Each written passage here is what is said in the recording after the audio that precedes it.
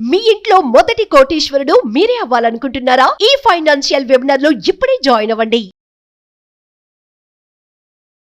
హావియర్స్ India's largest digital media network Suman టీవీకి స్వాగతం. ప్రస్తుతం మనతో ఉన్నారు chartered wealth manager Rama Rajesh గారు. సో మనకి నవమి తర్వాత అన్ని పెళ్ళిళ్ళు కాబట్టి ఈ పెళ్ళిళ్ళ సీజన్కి అందరికి ఒక పెద్ద భారం, బంగారు ధర బాగా పెరిగిపోయింది. దాని గురించి రమా రాజేష్ అడిగి మాట్లాడతాం. నమస్తే అండి. నమస్తే. ఆల్రెడీ పెళ్ళిళ్ళ సీజన్ ఇంకా స్టార్ట్ అయిపోతుంది. ఫస్ట్ బంగారం దేనికి అంటే పెళ్ళిళ్ళకే అన్నట్టు పేరు అయిపోయింది. ఓ పుట్టిన పిల్లవాడికి ఒక ఉంగరం కొనాలప్పటి నుంచి వడ్డాణంకి దాకా బంగారంకి అంత విలువ ఉంటుంది. దాన్ని బట్టి మన స్టేటస్ కూడా తెలుస్తూ ఉంటుంది. కరెక్ట్. ఇప్పుడు మాత్రం రేటు పెరిగిపోతూ ఉంటే ఉన్నవి అమ్ముకోకుండా ఉంటే చాలు అన్నట్లు అయిపోయింది రమ్మ. ఈ రోజు రేటు 92,000, 92,000. నెక్స్ట్ ఇంకా పెరిగే అవకాశం ఉందా? పెరిగిన తర్వాత తగ్గే అవకాశం ఉందా?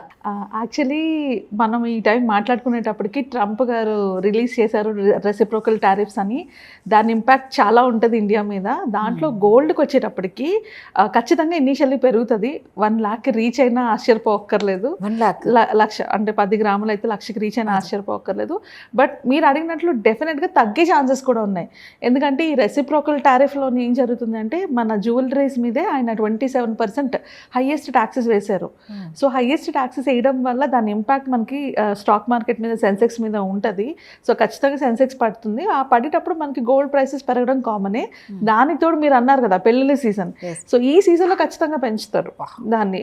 ఎప్పుడైనా మనకి ఇండియాలో ఫెస్టివల్స్లో కానీ ఇలాంటి సీజన్స్లోని గోల్డ్ ప్రైస్ పెరుగుతూ ఉంటుంది. కాకపోతే ఒకవేళ అంటే ఇంకా ఇండియా నెగోషియేట్ చేస్తూ ఉంది మన ట్రంప్ గారితో వాళ్ళతోని. సో దట్ ఒకవేళ నెగోషియేషన్స్ వర్కౌట్ అయ్యి ఏమన్నా జరిగితే మన ప్రైస్ తగ్గే ఛాన్సెస్ కూడా అలానే ఉన్నాయి. తగ్గితే ఎంత తగ్గొచ్చు అదే మనం చెప్పలేం రాదా. కానీ కాకపోతే బేసికలీ సప్లై ఎక్కువ ఉంటుంది. ఇప్పుడు అక్కడ మనం ఎక్స్పోర్ట్ చేయడం తగ్గిపోయిందంటే ఇక్కడ సప్లై ఎక్కువ ఉండిపోద్ది. ఇక్కడ సప్లై ఎక్కువ ఉండేటప్పుడు మనకి ప్రైస్ ఆటోమేటిక్గా తగ్గే ఛాన్సెస్ ఉంటాయి. సో అది ఎంత వరకు తగ్గొచ్చు అనేది యాజ్ ఆఫ్ నో ఏం చెప్పలేము. ఎందుకంటే ఇంకా నెగోషియేషన్స్లో జరుగుతుంది కాబట్టి ఇంకా అక్కడ వర్కౌట్ చేస్తున్నారు ఆ ప్రైసెస్ని, ఆ టారిఫ్స్ని తగ్గించమని. బట్ కాకపోతే గోల్డ్ అన్నది ఒక ప్రెస్టేజ్ పాయింట్ అన్నారు చూడు, అది ప్రెస్టేజ్తో పాటు ఒక మంచి ఇన్వెస్ట్మెంట్ పార్ట్ కూడా. ఎందుకంటే మనం ఒక 20 years బ్యాక్ నుంచి చూసుకున్నా, ఎప్పటి నుంచి చూసుకున్నా గోల్డ్ ప్రైసెస్ ఎట్లా పెరుగుతున్నాయి. సో సెన్సెక్స్తో కంపేర్ చేస్తున్నా కూడా ఇప్పుడు గోల్డ్ సెన్సెక్స్కి పోటీ ఇచ్చేలా ఉన్నాయి.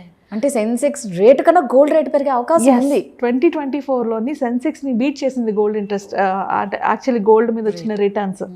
సో ఒకవేళ మనం డేటా చూస్తే కనుక సో హిస్టారికల్గా మనకి 2020 నుంచి 2000 నుంచి 2005 వరకు గోల్డ్ రిటర్న్స్ 11% ఇస్తే సెన్సెక్స్ 13% ఇచ్చింది.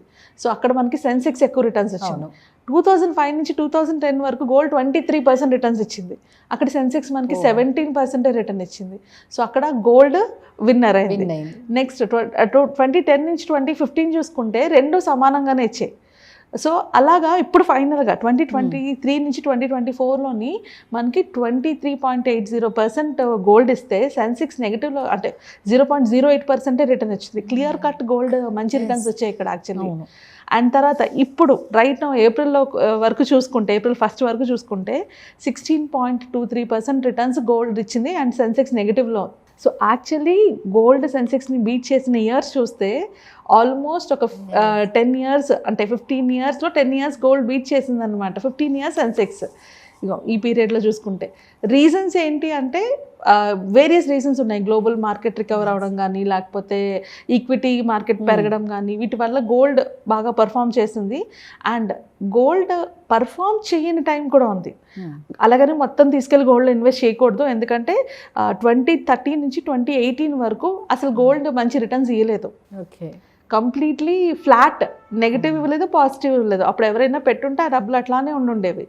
సో అలాగే 2000 నుంచి 2002 వరకు కూడా రిటర్న్స్ ఎక్కువ ఇవ్వలేదు. 2002 నుంచి 2005 వరకు బాగా వెళ్ళింది. సో అలాగే 1996 నుంచి 2001 వరకు, అలాగే 2021 స్లైట్లీ నెగిటివ్ రిటర్న్స్ కూడా ఇచ్చింది. సో మనం మైండ్లో పెట్టుకోవాల్సింది ఏంటంటే గోల్డ్ అన్నది కూడా ఒక మంచి ఇన్వెస్ట్మెంట్ ఆప్షన్. మ్యూచువల్ ఫండ్స్ ఎట్లాగైతే అంటే మార్కెట్ పడినప్పుడు గోల్డ్ రేట్స్ పెరుగుతూ ఉంటాయి. అండ్ కొన్నిసార్లు రెండు పెరిగాయి కూడా. మీ ఫస్ట్ స్లైడ్లో చూస్తే రెండు పెరిగాయి.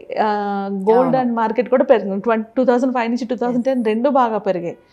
సో మనకి ఎక్కువ అంటే గోల్డ్ డైవర్సిఫికేషన్కి వచ్చేటప్పటికి కంపల్సరీగా గోల్డ్ ఉండాలి. సో కరెక్ట్గా చూసుకుంటే లాస్ట్ ఇయర్ ఎవరైతే స్కీములు కట్టిన ఆడవాళ్ళు కానీ వాళ్ళు కానీ మ్యూచువల్ ఫండ్స్లో కానీ స్టాక్ మార్కెట్లో కానీ ఇన్వెస్ట్ చేసిన మగవాళ్ళు కానీ ఎక్కువ రిటర్న్స్ వాళ్ళే తెచ్చుకున్నారు యాక్చువల్లీ. సూపర్. ఎందుకంటే గోల్డ్లో పెట్టుకుంటారు కాబట్టి. సో అంటే మన ఆనవాయితీకి మన సెంటిమెంట్స్ ఒక రకంగా అయితే మార్కెట్ సెంటిమెంట్స్కి కూడా మనకి గోల్డ్ బాగా యూజ్ అవుతుంది ఇన్వెస్ట్మెంట్కి.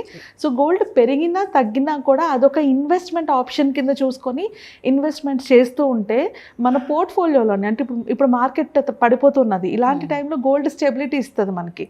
అంటే ఎప్పుడైనా అవసరం వచ్చినప్పుడు మనం తీసుకోవాల్సిన పరిస్థితి వచ్చినప్పుడు మార్కెట్ పడిపోతుంటే మనం ఆ ఫండ్స్ నుంచి విత్డ్రా చేయలేం.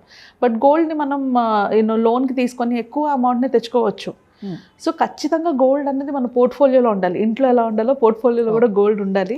సో అలా పోర్ట్ఫోలియో కోసం ఇన్వెస్ట్ చేసేటప్పుడు గోల్డ్ మ్యూచువల్ ఫండ్స్ అవి మంచి ఆప్షన్ అనమాట. లేదా గోల్డ్ ఈటీఎఫ్స్ వాటిలో కూడా ఇన్వెస్ట్ చేసుకోవాలి.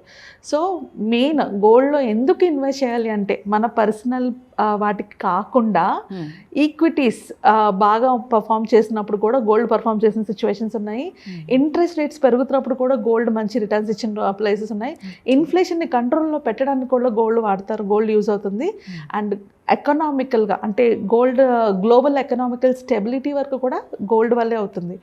అండ్ ఇన్వెస్ట్మెంట్స్, సో దానివల్ల what we normally as an advisor మేము ఏం చెప్తామంటే only mutual funds, only stocks, only real estate కాకుండా గోల్డ్ని కూడా కన్సిడర్ చేయాలి. మన పోర్ట్ఫోలియోలోని వన్ ఆఫ్ ద పార్ట్ కింద గోల్డ్ని అండ్ సిల్వర్ని కూడా కన్సిడర్ చేయొచ్చు. ఇప్పుడు సిల్వర్ మార్కెట్ కూడా రేజ్ అవుతుంది కాబట్టి ఇవి రెండు కన్సిడర్ చేసుకుంటే ఓవరాల్గా పోర్ట్ఫోలియో బ్యాలెన్స్ అవుతుంది. అలాంటప్పుడు మార్కెట్లు పడి ఉన్నా కూడా మనకి ప్రాబ్లం ఉండదు. మనం తీసుకుని వెళ్ళి ఆ గోల్డ్లోని కవర్ చేస్తాం అనమాట ఓవరాల్ పోర్ట్ఫోలియో రిటర్న్లోని. సో ఈ పెళ్ళిళ్ళ సీజన్ అనే కాదు, మార్కెట్ పడుతుందా పెరుగుతుందనే కాదు, ఇన్ ద లాంగ్ రన్ మనం చూసుకుంటే గోల్డ్ మంచి రిటర్న్స్ ఇస్తుంది. కాబట్టి మనకున్న ఆనవాయితీ మన సెంటిమెంట్స్ ఏవైతే ఉన్నాయో గోల్డ్తో దాన్ని కంటిన్యూ చేస్తూ అందులో ఇన్వెస్ట్ చేయడం కరెక్ట్. ఇప్పుడు పెరుగుతూ ఉండొచ్చు బట్ అవసరం ఉన్నప్పుడు ఖచ్చితంగా తీసుకుంటాం కదా, అలానే తగ్గినప్పుడు కూడా మనం తీసుకోవాలి. So gold is a very good instrument మన పోర్ట్ఫోలియో. చాలామంది మగవాళ్ళు ఎక్కువ అంటుంటారు అనమాట గోల్డ్ ఒక డెడ్ ఇన్వెస్ట్మెంట్, దానివల్ల యూజ్ ఏమి ఉంటుంది అనేసి. బట్ మనం gold performance from the beginning చూసుకుంటే అది అంత బాగా అంటే ఈక్విటీ కాంపిటీషన్ ఇస్తూ పర్ఫామ్ చేస్తుంది. కొన్ని టైమ్స్ ఈక్విటీ కన్నా బెటర్ పర్ఫామ్ చేస్తుంది. సో అలాంటప్పుడు మన పోర్ట్ఫోలియో గోల్డ్ ఉండడమే బెటర్ కదా. నిజమే. అంటే మామూలుగా అనుకుంటూ ఉంటాం చూడు, మనం ఏదైనా అవసరానికి కూడా మన చేతిలో ఉండేది ఒక గోల్డే. కరెక్ట్. మన ప్రాబ్లమ్స్లో ఏదైనా ఒక హెల్త్ ఇష్యూనే కానీ, పిల్లల చదువు విషయంలో కానీ, ఒక ఇల్లు కొనాలన్నా మనం వెళ్ళేది ఏంటి అంటే మనకున్న గోల్డ్ తీసుకెళ్ళి బ్యాంక్లో పెట్టడం. అంటే అది మనల్ని ప్రతి చోట సేవ్ చేస్తూనే ఉంది గోల్డ్. దాని వాల్యూ తెలియకే కొన్ని మనం ఎక్కడ ఇన్వెస్ట్ చేయాలో తెలియక చేసి లాస్ అవుతున్నాం. కానీ బెస్ట్ ఇన్వెస్ట్మెంట్ ఇస్తాం ఏంటి అంటే గోల్డే. కరెక్ట్. గోల్డ్ కూడా కంపల్సరీగా పోర్ట్ఫోలియోలో ఉండాలి అది. సో ఇప్పుడు సీజన్ ఉంది కాబట్టి సీజనల్గా ఇన్వెస్ట్ చేసుకునేటప్పుడు తప్పదు కాబట్టి ఓకే. కానీ మన పోర్ట్ఫోలియోలో కూడా ఇంక్లూడ్ చేసుకోవాలి. అంటే పెళ్ళిళ్ళు అందరికీ ఉండవు కాబట్టి, బట్ ఇది ఒక పోర్ట్ఫోలియోలో యాడ్ చేసుకున్నప్పుడు ఫ్యూచర్లో ఎప్పుడు అవసరం వచ్చినా కూడా ఇది బాగుంటుంది, మనకి యూజ్ ఉంటుంది ఖచ్చితంగా. సో అది మైండ్లో పెట్టుకొని గోల్డ్ని కూడా కన్సిడర్ చేయాలి ఈ టైంలో. అయితే రమ్మ మామూలుగా అంటున్నా, ఇప్పుడు చిన్న ఉద్యోగస్తులు కానీ, పని వాళ్ళు కానీ, ప్రతి ఒక్కరు ఇట్లా మనం డబ్బు సేవ్ చేసుకొని గోల్డ్ కొనని కూడా కొన్ని ఉంటాయి కాబట్టి అవి తెలియక సేవ్ చేసుకోరు కదా. కరెక్ట్. కానీ మనం ఇంకో నెక్స్ట్ వీడియోలో మాత్రం ఖచ్చితంగా పొదుపు చేసుకొని గోల్డ్ని ఎలా సంపాదించాలి అనేది ఒక వీడియో చేద్దాం. డెఫినెట్లీ రాదా. ఓకేనా? Thank you so much. Thank you.